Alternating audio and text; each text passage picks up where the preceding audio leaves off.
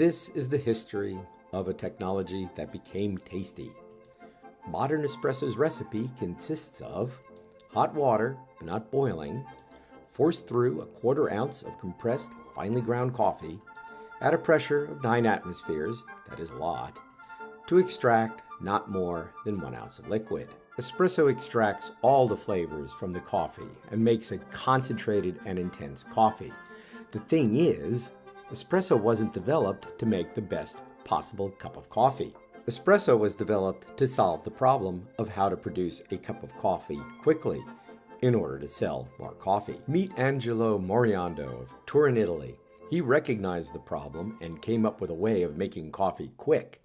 And in 1884, he was granted a patent for new steam machinery for the economic and instantaneous convection of coffee beverage, a device that would eventually lead to the creation of espresso. Looking at this patent, the dude was steampunk. Definitely steampunk.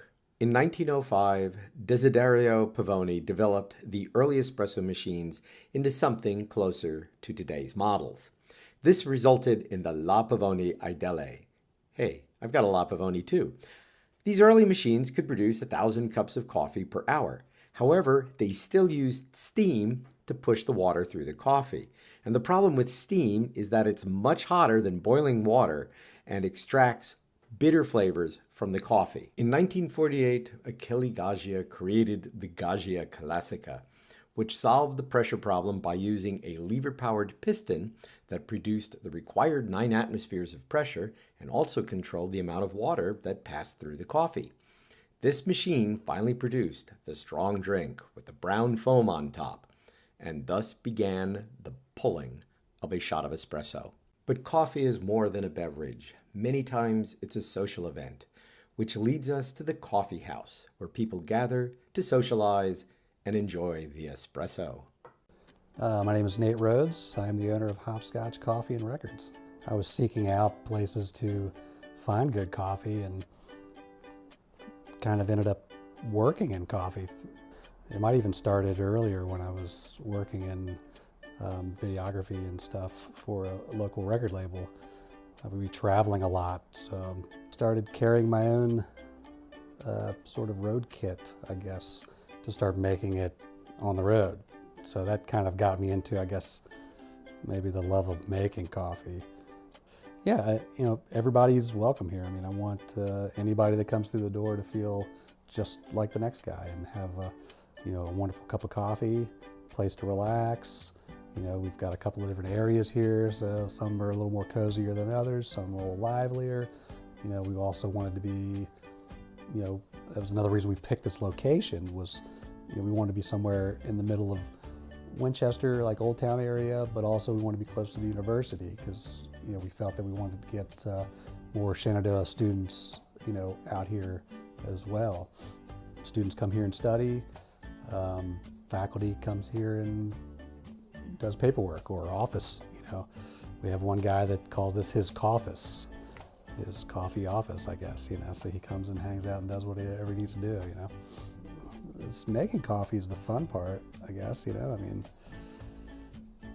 or even, drinking it myself. We have to do a lot of quality control, a lot of tasting coffee. So that's a very fun thing to do until you've had too much caffeine, and then it could not be so much fun. But, it's enjoy talking to people, love seeing people come back and, repeat customers and getting to know those people and knowing their drinks, having those ready before they're even through the door sometimes, if we see them coming. Different places to appeal for people because not everybody wants to hang out in the same sort of atmosphere. That's a big part of a coffee shop too, is atmosphere.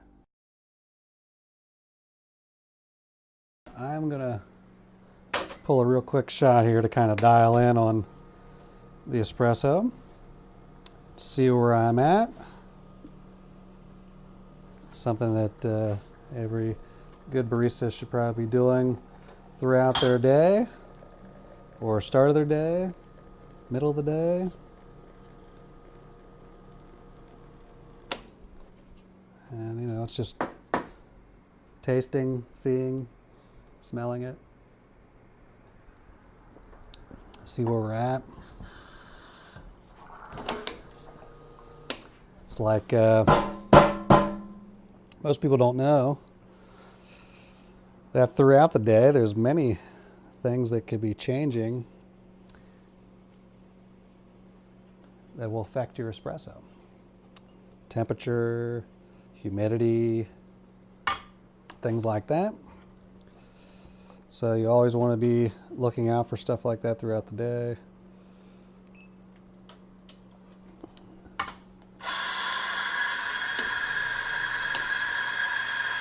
Because it might be pulling a little slower, a little faster than normal. So you always keep an eye on that.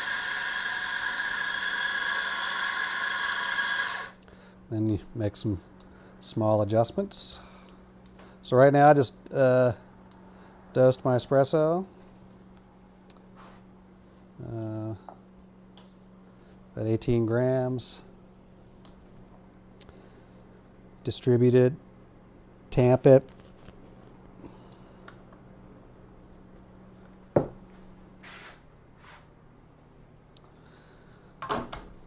Put it in the group head. Gauge the group head. And got some beautiful espresso happening.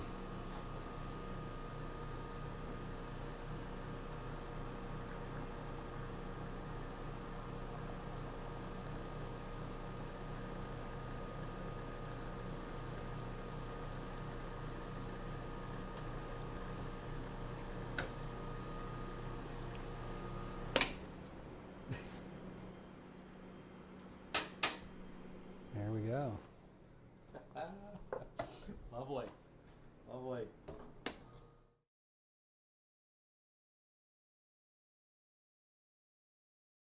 Good morning, folks, and welcome to my morning espresso ritual. My name's Kevin Nealon, and I'm going to make an espresso for you. So, there are 4 things you need to make espresso. Water, that's obvious. The other thing is fresh coffee. Don't get coffee from the supermarket.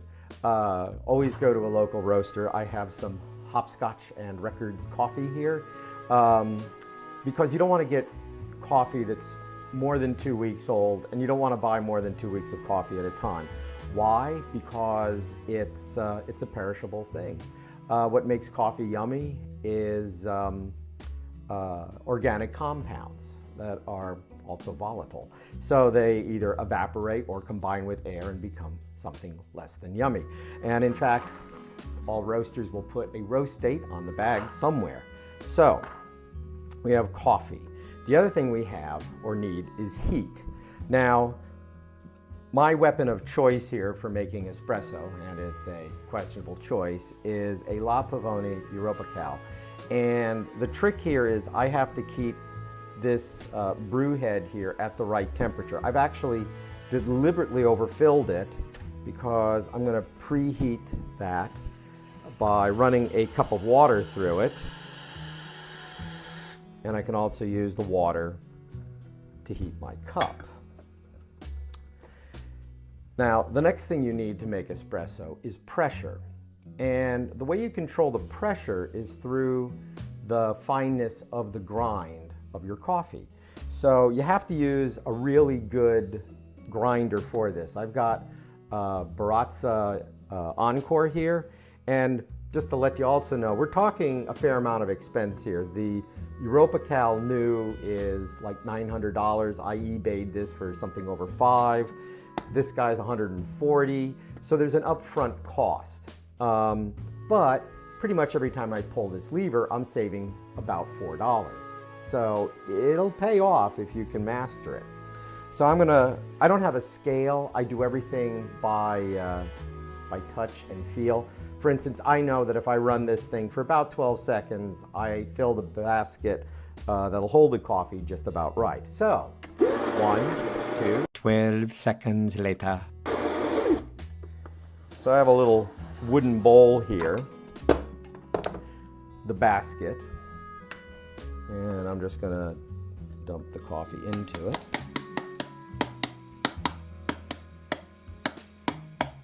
and tamper. And basically when I rest the tamper on the coffee, I want it to be just a little below the top of the basket. This is actually just a smidge full.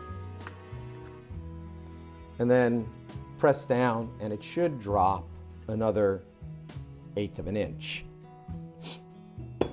So, basket, you've now created, and you notice I turned it a little bit. That's because I want to put a, if you will, a polish on the thing.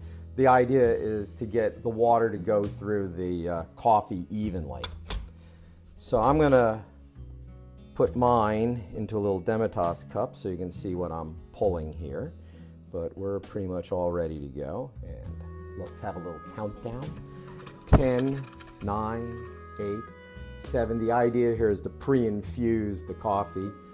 5, 4, 3, 2, 1. Ignition. Now I'm putting a little bit of force into it, as you can see. And what you want, you know you're getting a pretty good pull here if you get a couple of mouse tails coming out of the spigot. Don't get too hung up on the foam or crema, as they like to call it. That's a good sign that you're extracting the coffee well, but it's not an indication that it's going to taste good. I'm going to, because that's a double basket, I'm going to give it another little short stroke there. That don't look bad, do it? So, dump the hot water. I'm going to let that finish dripping. So, frothing, yes. So, has to be a metal pitcher. Why? Because you're going to put your finger on the bottom, and when it gets uncomfortably hot, it's time to stop frothing, because at that point you're getting close to boiling the milk. Frothing takes some practice too. The idea is just to have it almost breaking the surface of the milk. Put the frothing wand in first, then turn it on.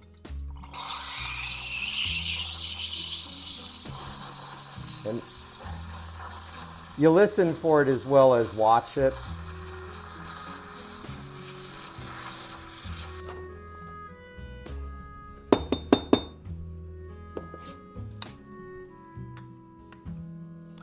So, put that in. Now I tell you one thing that a coffee shop has me beat at is I can't make the fancy pouring art, but I'm not sure I care to. I like a little extra foam on top. So there we have a homemade espresso, but as they say, the proof is in the tasting.